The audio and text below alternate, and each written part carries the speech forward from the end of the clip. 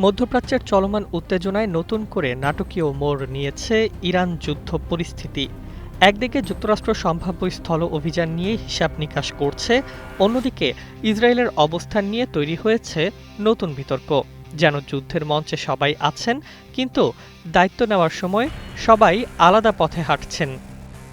নগদ নিয়ে এলো হার না মানা হার অফার। সর্বনিম্ন 10,000 টাকা রেমিটেন্স নগদে পাঠালে থাকছে স্বর্ণের হার জেতার সুযোগ। ইসরায়েলি গণমাধ্যমের এক প্রতিবেদনে বলা হয়েছে, ইরানে যদি যুক্তরাষ্ট্র স্থল অভিযান শুরু করে তবে সেই অভিযান ইসরায়েলি সেনারা অংশ নেবে না। দেশটির চ্যানেল 12 জানিয়েছে, স্থলভাগে কোনো ধরনের সরাসরি অংশগ্রহণ থেকে নিজেদের দূরে রাখার সিদ্ধান্ত নিয়েছে তেল আবিব।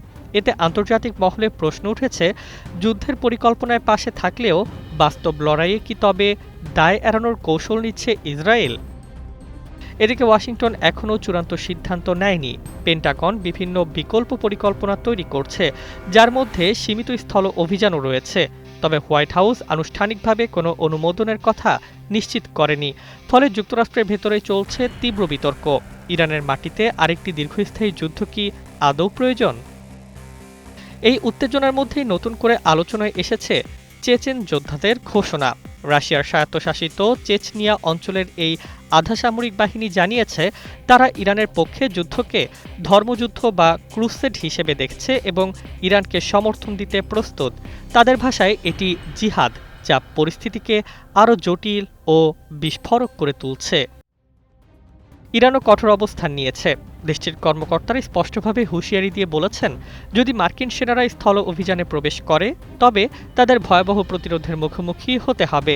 বিশ্লেষকদের মতে এই ধরনের সংঘাত সহজে নিয়ন্ত্রণে আনা সম্ভব নয়।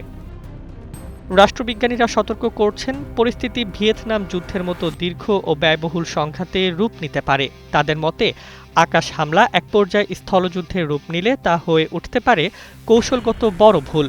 বিশেষজ্ঞরা বলছেন, আগামী কয়েকদিনই নির্ধারণ করবে এই সংঘাত কোন দিকে মোড় নেয়। অন্যদিকে যুক্তরাষ্ট্রের রাজনৈতিক বিতর্ক তীব্র হচ্ছে। আমেরিকা ফার্স্ট সমর্থকরা বলছে, ইসরায়েল যদি নিজেদের সেনা না পাঠিয়ে যুক্তরাষ্ট্রকে সামনে ঠেলে দেয় তাহলে এটি হবে একটি অসম যুদ্ধনীতির উদাহরণ। সব মিলিয়ে একদিকে ইসরায়েলের দূরত্ব বজায় রাখার কৌশল, অন্যদিকে চেচেন যোদ্ধাদের যুদ্ধে নামার ঘোষণা। সবকিছু মিলিয়ে ইরান যুদ্ধ এখন শুধু যুদ্ধ নয়, বরং এক জটিল ভূরাজনৈতিক নাটক, যেখানে প্রতিটি খেলোয়াড় নিজের অবস্থান বদলাতে ব্যস্ত।